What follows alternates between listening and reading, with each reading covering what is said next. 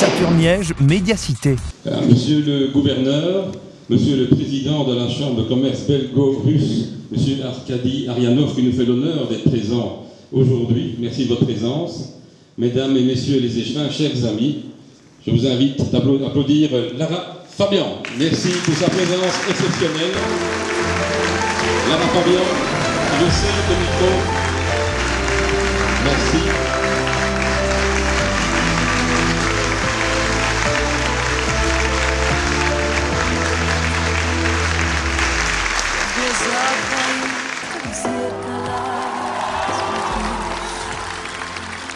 Отражение потери твое боюсь.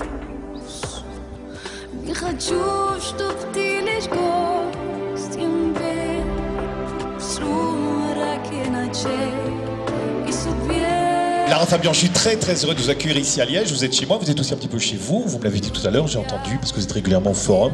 Alors, l'esprit liégeois, tout d'abord, un petit mot. La joie de vivre, la légèreté, savoir faire la fête. Oula, surtout, c'est vrai, vous avez raison de le dire. Qu'est-ce qui vous a attiré comme ça dans l'esprit russe? Peut-être le fait qu'on partage passionnément les choses, les émotions. L'âme lyrique, l'âme slave, c'est avant tout une âme qui vit les choses un peu à l'extrême. Donc on a ça en commun, un petit côté, oui, tragédien, extrême, lyristes n'ayons pas peur des mots. Enfin, moi, l'aspect qui m'a le plus impressionné, c'est l'amour immodéré qu'ils ont pour la musique et de façon passionnée. Voilà, moi, c'est vraiment ce qui m'a touché le plus. Alors, l'aspect très carré, on fait les choses, on va au bout des choses, certes, mais c'est vraiment plus cette façon qu'ils ont d'aimer la musique avant toute chose, qui est très troublante. Alors, cette chanson qu'on vient d'entendre, elle a peut-être une petite histoire particulière? C'est un peu leur hymne à l'amour à eux, c'est un peu leur Edith Piaf à l'époque qui s'appelle Alla Pogachova, qu'il avait interprété dans les années 70 et que Igor Krutoy, le monsieur qu'on a vu au piano, a composé. Et lorsqu'on m'a proposé de reprendre une chanson qui appartenait au patrimoine et en fait au cœur des Russes, on m'a suggéré cette chanson-là. Et c'est vrai que chaque soir je la chante, là j'arrive, j'étais en Russie il n'y a même pas 3 jours, et chaque soir quand je la chante il se passe quelque chose, comme quand on entendrait, oui, une grande chanson de Brel ou une grande chanson d'Edith Piaf. Et alors, le russe, chanté, maîtrisé? Maîtrisé, j'ai dû... oui, j'ai un peu ramé quand même, parce qu'il y a Ben, je voulais vous le dire, justement, c'est exactement ce que je voulais vous dire.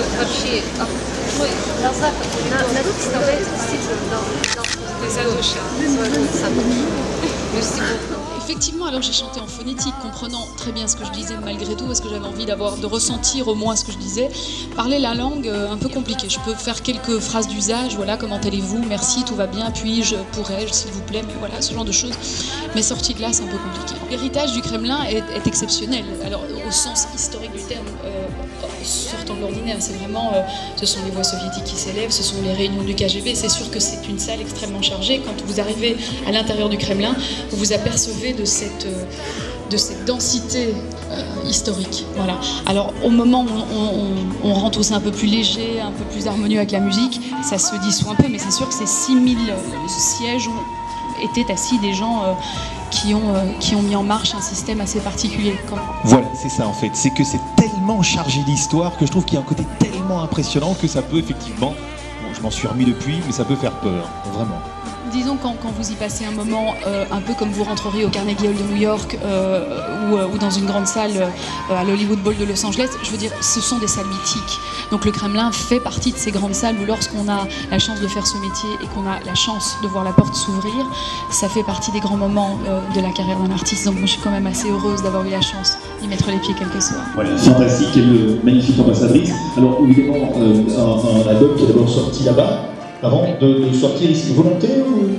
Il a été conçu là-bas, il est sorti là-bas en premier lieu, et ensuite à la demande des fans qui voyaient de partout cette musique bouger dans les pays de l'Est, on a vraiment demandé d'en faire une sorte de beau Polaroid, de carte postale. Alors on s'est dit qu'on allait faire un livre qui raconte l'histoire de Mademoiselle Zhivago. Mademoiselle Zhivago, c'est l'histoire d'une âme qui transcende les époques et qui recueille les mémoires d'une vie à l'autre. Et qui d'une vie à l'autre, en se souvenant de ce qui lui est arrivé, essaie de vivre une vie un peu meilleure par la suite. Il y a des projets quand même, alors d'abord de notre côté, mais aussi du côté des pays ex-bloc de l'Est.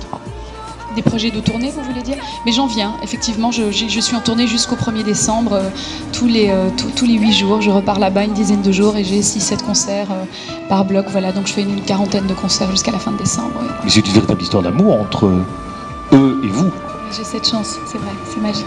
Voilà, je propose qu'on applaudisse encore une fois Lara Fabian, encore merci d'être des nôtres aujourd'hui. Un petit mot, vous n'avez pas encore eu l'occasion de jeter un coup d'œil sur cette exposition? Je vais aller jeter un coup d'œil. Moi, je suis passionnée de Russie, certes, mais je suis passionnée de Noël aussi. Alors, le Noël des Tsars, c'est quelque chose d'assez, qui m'intéresse beaucoup, donc j'ai hâte d'aller voir. On découvre ça ensemble, merci. Et à tout à l'heure, on se retrouvera encore tout à l'heure. Merci à tous.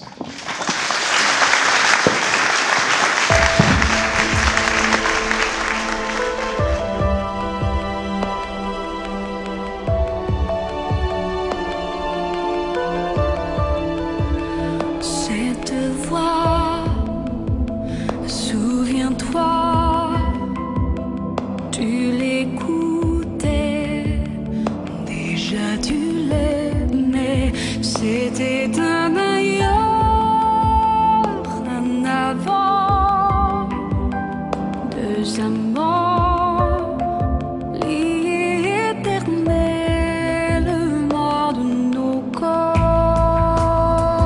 enlacés,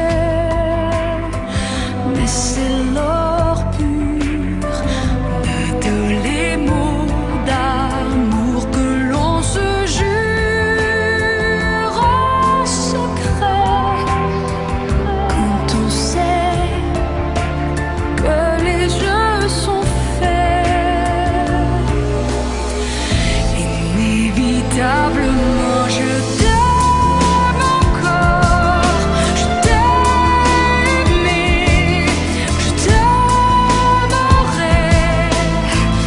Incontrôlable en moi ce sentiment est un géant brisé.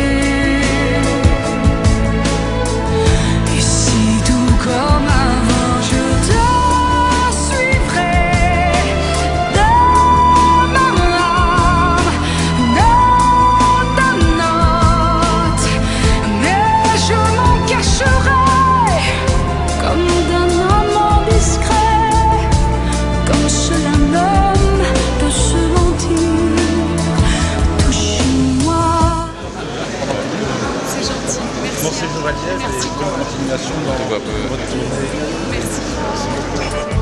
Fermera les yeux dans notre mémoire.